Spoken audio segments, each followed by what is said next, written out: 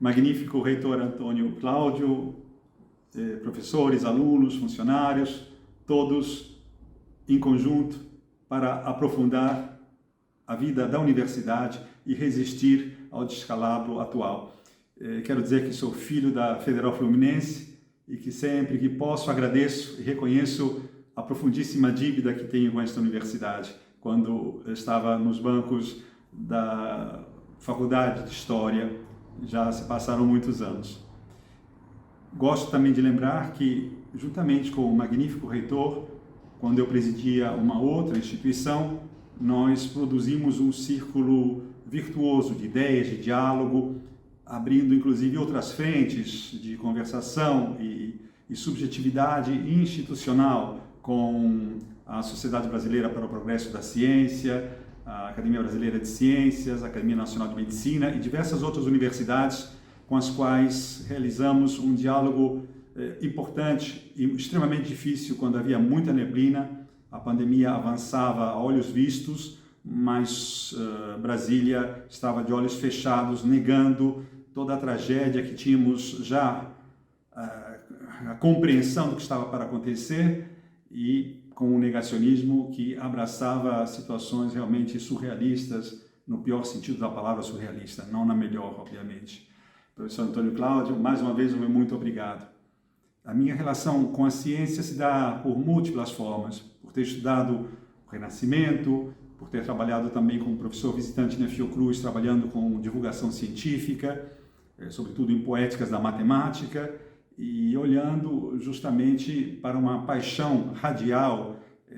transdisciplinar, que me parece uma das chaves essenciais para todos os enfrentamentos, desde uma longa história que vem um pouco antes do Renascimento, mas que encontra século XXI adentro sua razão absoluta de ser e diria mesmo inadiável, que de alguma forma, e apenas de alguma forma, explica certas derivas que simplificam aquilo que já é o pensamento complexo e não compreendem a transformação desses paradigmas e, portanto, uma boa parte dessa deriva se dá pela ausência de escolaridade, pela ausência de aprofundamento cultural tão necessários nos nossos dias. O Brasil apresenta uma história extremamente fascinante e complexa desde do período colonial, com as proibições que nós sabemos, nós desconhecemos, e com uma universidade que praticamente passa das arcadas e se constitui aos poucos, a partir do século XX, em universidades. Fora, naturalmente, grandes perspectivas heróicas de cientistas brasileiros ou estrangeiros que, por sua própria força e motivo, encontravam o patrocínio, como era o caso direto do imperador Pedro II, o grande mecenas da época, mas por acidente, por grandes talentos. Portanto, a constituição de algumas instituições que aconteceram no século XIX, como as escolas politécnicas, inclusive século XX, Instituto Histórico e Geográfico Brasileiro, Academia Brasileira de Letras, uma série de outras instituições, e as faculdades que se davam de Direito e de Medicina, a própria Academia Nacional de Medicina, uma das mais antigas instituições brasileiras, mas era ainda a construção de uma rede, porque, como mostra o professor Choso, por exemplo, e mesmo Fernando Azevedo, sobre a história da ciência no Brasil, essa história ela não se faz de biografias, mas ela se dá a partir de instituições. Aquela antiga compreensão de Giambattista Vico, que o ponto mais alto do processo da idade dos homens era realmente arregimentado a partir de uma densidade das suas próprias instituições, o que explica o lugar a que chegamos hoje pelo inverso, infelizmente. Portanto, é importante que a história da ciência do Brasil abrace essa transição que vai da biografia para a instituição, ou para a institucionalidade, ou para uma grande teia cultural difusa e densa ao mesmo tempo, que dê suporte e trabalho de interdiálogo das partes provavelmente dispersas ou extremamente singulares na sua feição. Ora, assim nós temos uma série de pequenas histórias, pequenas no sentido setoriais, das ciências no Brasil, como as ciências matemáticas, por exemplo, do Clóvis Pereira ou do Biratã D'Ambrosio, para dar dois exemplos mais caros de quem trabalha com a poética da matemática, mas ao mesmo tempo também, essa é uma primeira parte, compreender que todas essas histórias mais particulares, a história da engenharia, por exemplo, a obra de Carlos Nelson, um grande e jovem arquiteto falecido, antigo professor da Federal Fluminense, enfim, não esquecer também, por um lado, que a primeira ideia para abraçar o tema é passar de biografia à instituição. Densidades que se constituem, arregimentam e se multiplicam por combinação entre si. Um fato absolutamente fundamental que com o tempo foi crescendo e ganhou densidade no Brasil, densidade de maneira de Bourdieu, como sistema cultural, a partir do grande passo que foi a construção de nossas universidades, essas hoje extremamente bombardeadas pelo governo da incultura, da barbárie, da ignorância, da estupidez, mas tudo isso, estupidez, barbárie e ignorância, bem organizados em vistas da destruição que se pretende realizar. Ao mesmo tempo, nos anos 50, no segundo governo Vargas, a instituição importante, que é o CNPq, e a outra, que é a CAPES, ambas de 51, dão justamente uma nova interface para essa densidade, aproximação e institucionalidade a que vemos fazendo referência. Portanto, nós passamos de uma idade dos heróis, não a maneira de Vico, mas a idade das singularidades para uma idade da institucionalidade. Eu acho essa primeira questão importante. A segunda é compreender e não quebrar uma relação de duas culturas. Vamos voltar a Snow, como todos nós sabemos, né? A luta de uma única cultura, se possível, que é uma cultura humanística atravessada de ciência ou vice-versa. Não separar um fato do outro, não trazer hipóteses de hemisférios cerebrais que já estão completamente destituídas de razão e compreender que a cultura,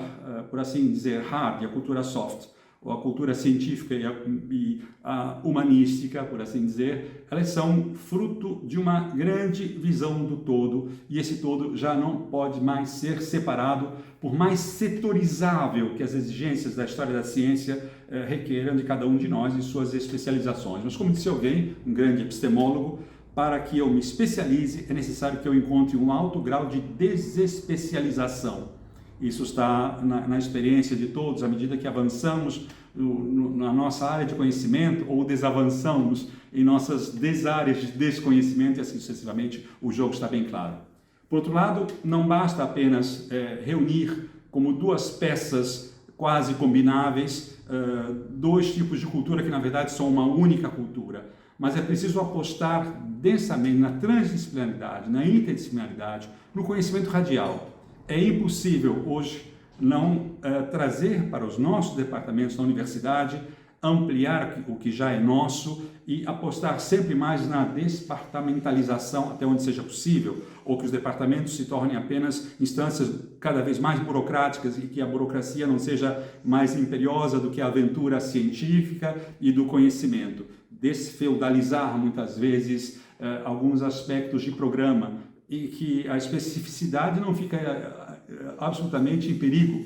mas, ao contrário, abrem-se novas janelas epistêmicas que emprestam maior transitividade ao conjunto do conhecimento. Essa também parece uma questão muito importante. Um outro elemento essencial é o do pensamento complexo, não só com Edgar Morin, com Basarab Nicollès, um pouquinho menos visitado, mas ele também, mas um princípio leonardiano, vamos assim dizer, muito antigo, que, é claro, ganhou especificidades nos últimos anos, e Edgar Morin foi aquele que, de fato, construiu uma episteme, talvez mais do que isso, em relação ao conhecimento complexo, a partir de uma série de experiências, aquela mais luminosa e mais frequentada, a dos fractais e Mandelbrot na matemática, e não só. Mas o que vemos isso tem acontecido em nossas universidades, esse olhar difuso, radial, inter ou transdisciplinar, quebrando perspectivas burocráticas extremamente rígidas, aumentando a especialização por desespecializar-se e ampliando também um fato importante, primordial no Brasil, o velho tripé, com o qual lidamos sempre, todos os dias, que é pesquisa, ensino e extensão. Não é possível separar uma coisa da outra como se uma pudesse esmagar ou destruir as outras, mas é um pacto profundo de um conhecimento cruzado, de um conhecimento articulado que brilha e se reflete a partir de suas modalidades distintas. Ora, isso foi acontecendo no Brasil a partir de novas construções, novos centros de pesquisa, elementos de interface da universidade com a sociedade brasileira, com uma série de demandas que se enriqueceram justamente a partir da experiência da extensão, quase sempre colocada em segundo plano, não digo pela universidade, mas por certa compreensão social que não é capaz de, digamos, aprofundar o olhar para uma situação de extrema importância, da aventura, da surpresa, da adaptação de certos recursos e da capacidade de invenção que a realidade e o pensamento nos oferecem. Assim, por exemplo, essa é a razão pela qual a própria universidade, que é a grande protagonista da história das ciências no Brasil, a universidade que nos oferece um grande salto quântico é ela mesma,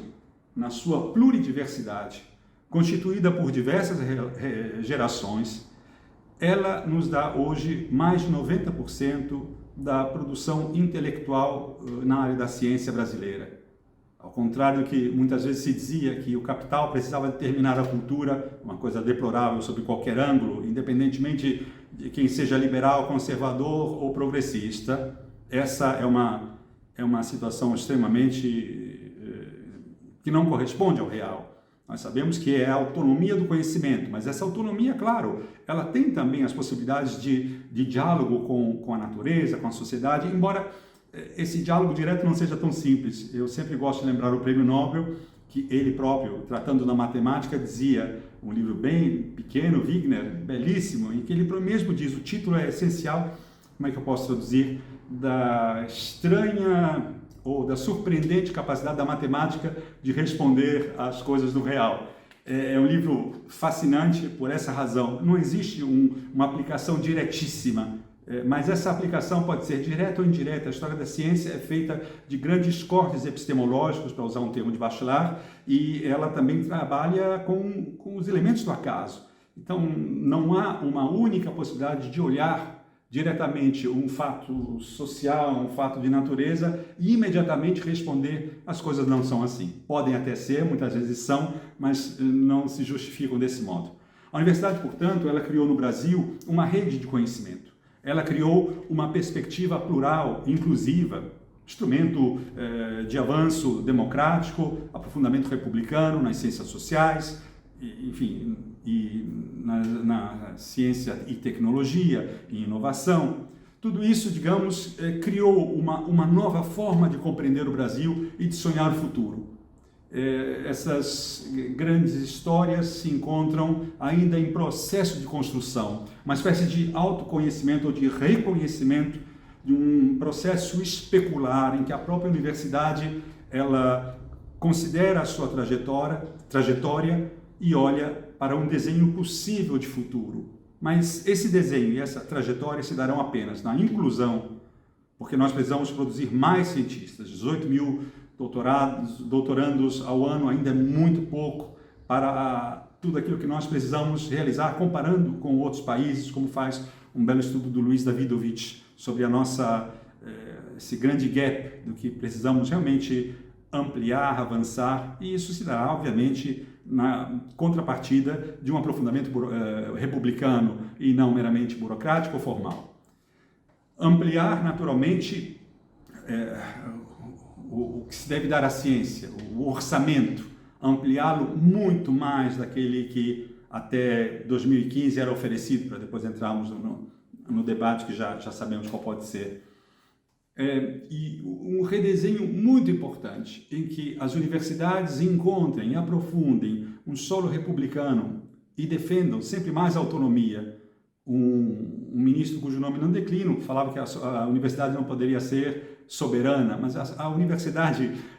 ela é autônoma e ela realmente mostrou a sua força com todas as dificuldades dos reitores, alunos, funcionários, professores, da comunidade que interage com a própria universidade, a sociedade brasileira, boa parte dela é que se viu de fato desafiada para compreender os passos, quais são os passos necessários para, sobretudo, defender aquilo que é uma chave primordial, que defende não só a universidade, mas defende a democracia, porque uma coisa vai justamente para a outra, que é a autonomia do conhecimento, a liberdade de cátedra, a aliança entre conhecimento e livre expressão, responsável e ética, com a regulamentação possível onde for necessária, claro, dentro da própria universidade. Mas, naturalmente, o que se trata é de enfrentar os últimos momentos e pensar o futuro. Nós tivemos o incêndio de 2 importantíssimos museus e outros incêndios mais silenciosos que acabam devastando o repertório de nossa ampla memória científica e cultural, científico-cultural, tudo junto, na perspectiva de Paulo Freire, mas também de Ubiratã D'Ambrosio, para citar apenas os 2, mais uma vez citado meu querido amigo matemático Ubiratã, falecido, querido e saudoso. Ora, o que nós vimos ultimamente foi um projeto maciço de destruição de todos os valores que eu acabei de elencar, que são os nossos valores, os valores para os quais trabalhamos toda uma vida, valores para os quais nos preparamos, e não para enfrentar uma luta de boxe ou uma metralhadora de slogans permanente que se, digamos, refletiram nesses últimos anos contra a educação. Nessa perspectiva de desmonte extremamente clara, de tirar 50% das verbas, por exemplo, dos institutos de pesquisa, e de arrancar ainda mais a universidade, fazendo um jogo, diminuindo o orçamento de forma drástica, quase que um milagre que as universidades estejam de pé, não fosse a resiliência de alunos, professores, funcionários, do trabalho dos reitores a nível federal, que acreditam realmente e defendem, obviamente, a maior parte deles, os valores republicanos e científicos. O que se dá justamente hoje é um esvaziamento por dentro, como falam diversos cientistas, em relação à natureza, em relação a tudo aquilo que seria, e que eu não elenquei antes, a necessidade de aprofundar também a universidade brasileira as epistemologias várias, diversificadas, dos povos originários, para que se realize aquela profunda aliança de Stenguez, Abel, como ela mesmo lembra, Prigogine, e agora, enfim, representa para nós um olhar aprofundado para essa espécie de conservação que, obviamente, o atual governo destroçou, por exemplo, desautorizando o INPE e eliminando da sua direção um dos grandes nomes, um dos grandes físicos da nossa história. E, ao mesmo tempo, cancelando projetos soberbos e belíssimos, inclusive emancipatórios, como é o caso de Paulo Freire, que ficou como verdadeiro alvo do ódio desses squadristi, por assim dizer, né? dessas figuras de um fascismo radical, um protofascismo, digamos assim, mas um protofascismo radical, filofascista e, por definição e síntese, fascistas. Esses fascistas que tentaram entrar nas escolas e nas universidades para controlar a loucura de seus próprios delírios. Os professores que foram completamente perseguidos durante essa forma de democracia de baixa intensidade que afundamos todos em nosso país. Professores perseguidos, atacados, outros em que se buscava silenciar, como se um revival de uma ditadura soft, imaginando que uma ditadura pudesse ser soft, mas estou falando por ironia e com a cabeça alheia, como se pudéssemos voltar a um sistema que recusasse a complexidade, a interdisciplinaridade, recusasse os direitos civis, recusassem a própria subsistência do sistema Terra, do sistema Gaia, para usar um antigo termo, já sabe, de Lovelock. Portanto, o que nós vemos hoje é o naufrágio total ou parcial de instituições científicas. Os nossos alunos, com imensas dificuldades, cientistas que não podem ampliar laboratórios, e não falo só das universidades, falo também dos sistemas de ensino, como muitos cientistas dizem, colocar a mão na massa. Os laboratórios do ensino médio são absolutamente importantes para que essa formação de novos cientistas, de homens de cultura, se aprofunde e multiplique à medida das nossas necessidades e espelhe o nosso absoluto e verdadeiro potencial.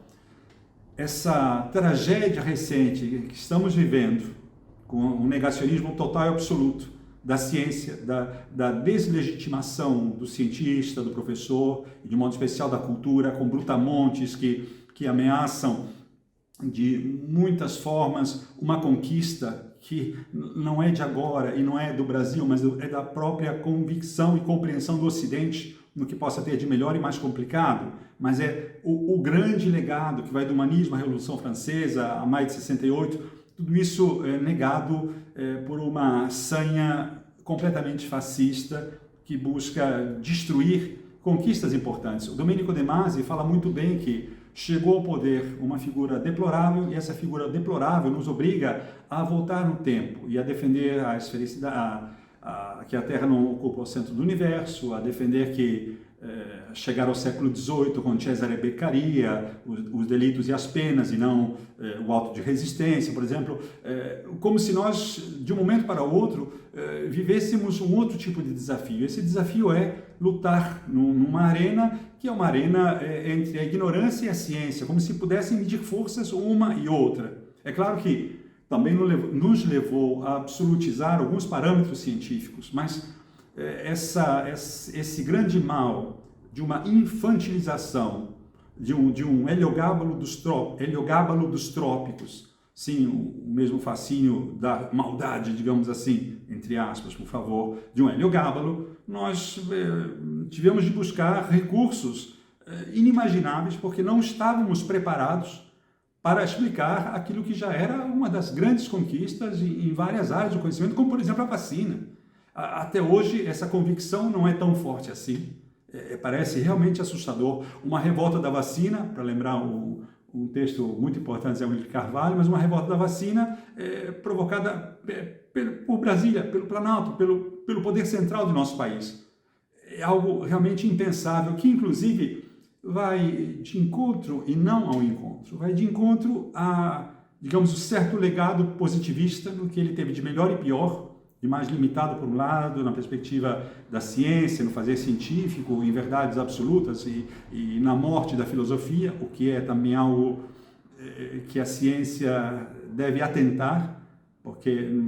a filosofia ela não é subsidiária, é preciso lembrar disso, e não surgirá, como pensava Comte e várias outras heranças positivas ou neopositivistas ou mais ou menos acesas, de que as ciências dirão a forma de uma nova filosofia, ou que as várias epistemes regionais bastarão para formar uma síntese maior, isso será filosófico. Atenção, isso também é um parâmetro que precisamos recuperar, mas não nesse quadro, nesse momento, porque precisamos discutir no outro ringue. Mas, enfim, para pensar o futuro, num governo que não seja agora nas eleições de outubro como candidato a ditador dessa figura que ainda vive no Paleozoico e que ainda não chegou sequer à idade dos metais. O que fazer? Eu lembro de uma certa reunião que tivemos numa grande instituição brasileira antes desse quadro se completar, esse quadro de tragédia que nós vemos hoje. E pensávamos e discutíamos e propunhamos outrora, em 2018, algumas formas de equilíbrio ou de combate para um processo que já imaginávamos de pura destruição.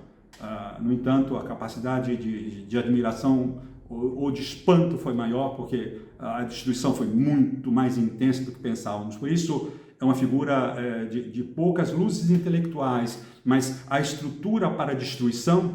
ele é apenas um instrumento, é essencializado com grande competência, a competência de destruir todas as conquistas da civilização, da república, da ciência e da cultura. Ora, dizíamos então que era preciso formar uma rede, que era preciso que formássemos alguns observatórios em relação ao abuso possível e à intromissão no campo da ciência e numa série de, enfim, derivados desse fato. Falávamos também da necessidade de buscar e apoiar um judiciário que nos representasse e fosse mais forte, inclusive com procuradores, defensores, enfim, é uma coisa muito ampla que agora não vejo mais necessidade de lembrar, mas que podemos pensar o futuro. E esse futuro, penso, o primeiro passo de um futuro governo que não seja dessa figura, enfim, paleozoica, seria, antes de mais nada, talvez desbolsonarizar ou desfascistizar as instituições. Esse é um passo não será muito fácil, exigirá uma tarefa extremamente importante, sobretudo em organismos que atuam na defesa da ciência, na promoção da ciência e da cultura. Não são poucas instituições, prefiro não citar nenhuma delas, mas de algum modo essa digamos assim, desfascistização é uma condição essencial. Levará tempo, levará bastante tempo, mas, enfim, terá de ser enfrentado. O segundo aspecto é derrubar de forma responsável, como sempre foi responsável, foram responsáveis as políticas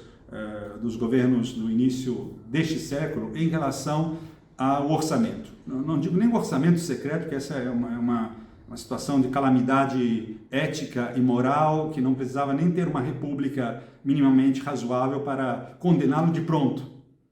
com vigorosa energia. Bom, já é uma perspectiva deontológica minimamente razoável. Mas é importante que se retome,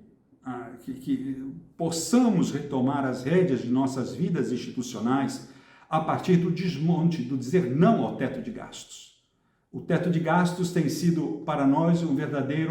espécie de sanguessuga, ao contrário, e vai sanguessugando ou anemizando, por assim dizer, justamente a saúde e a cultura e a ciência. São essas marcas que sofrem bastante no governo de bárbaros fascistas. Isso tem levado realmente a um estresse imenso do nosso sistema de saúde. O caso da vacina é espetacular, o caso é muito forte, porque nós temos uma altíssima tradição de competência sanitária no Brasil e, no entanto, nos vimos como o país que, em primeiro e segundo lugar no mundo, mais foi atingido pelo Covid-19. Ora, então, desmontar essa herança deplorável do governo Temer, não é nem liberal apenas, porque há muitas famílias liberais, mas de uma extrema ignorância em relação ao que é, de fato, o orçamento, para onde se aplica, como funciona, as várias formas necessárias de endividamento e até que ponto com a responsabilidade para que o social não se desfaça. Por outro lado, aumentar os recursos intensamente, os recursos financeiros das nossas universidades, uma recomposição que pelo menos volte ao que era em 2009. Passamos de 19 bilhões para 17 bilhões, com as defasagens financeiras, com o aumento de custos e assim sucessivamente. Por outro lado, algumas instituições foram tão drasticamente devastadas que eu aconselharia ao próximo governo a fazer com que uma parte estivesse diretamente ligada ao gabinete da Presidência da República, para que elas pudessem encontrar uma formulação mais rápida de buscar o vigor que foram perdendo de forma extremamente forte, como é o caso, por exemplo, da Fundação Zumbi de Palmares, onde havia uma figura que eu nem preciso dizer qual foi, basta esquecê-la até certo ponto. É esquecível esse mesmo, mas enfim, não aprofundemos o que é medíocre e não merece atenção. Pensemos a perspectiva estrutural. Por outro lado, ampliar essa relação, restabelecendo o Ministério da Cultura. O Ministério da Ciência ficou, mas ficou esvaziado, astronautizável, por assim dizer, por absoluta subserviência ao poder central. E, ao mesmo tempo, nós perdemos o Ministério da Cultura, que vem desde 85 realizando trabalhos de grande reformulação de país, com todas as diversidades que constituem a nossa República. Bom, termino dizendo, e poderia dizer mais, mas para não castigá-los, do meu profundo entusiasmo pela universidade. A universidade é, insisto, protagonista da história da ciência em nosso país, porque por ela passaram grandes figuras, mas ela é também o trânsito necessário que ultrapassa e transcende as figuras. Quando o Brasil compreender que não é feito de heróis, mas que é feito de uma relação anônima, contínua e aprofundada no seu próprio fazer científico, que é laboratório, sim, mas é também interface com o mundo externo, que é ciência que se estuda, mas é também extensão e divulgação dessa própria ciência. Boa parte dos problemas da vacina e do Covid, se nós pudéssemos ter imaginado a tragédia e tivéssemos difundido sempre mais alguns valores de que não se pode abrir mão, talvez um pouco, quem sabe. Mas a defesa é a defesa da democracia, é a defesa daquele candidato que nos diz, do candidato que mostrou efetivamente quem está do lado da universidade, quem transformou a universidade, quem levou os institutos técnicos imprescindíveis na história da ciência no Brasil e quem ampliou a rede da universidade. É para esse candidato, é para a democracia que a universidade deve apontar, crescer e se constituir. Muita esperança. É um momento chave de nossas vidas, um dos momentos mais importantes. E aí também se escreve a história da ciência. Ela se escreve na história da ousadia, na história da coragem, na história daqueles que enfrentam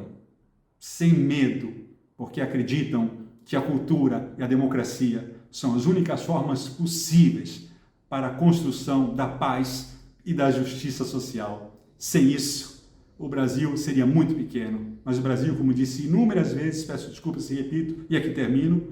lembrando de Dostoiévski sempre, do Príncipe Mítico, no Idiota, em que a beleza salvará o mundo, eu digo sempre, e dizia isso em 2018, no discurso, que a pluralidade salvará o Brasil. A ciência do Brasil, o olhar do Brasil, uma epistemologia profunda que redunda na paz democrática e no aprofundamento dos valores republicanos.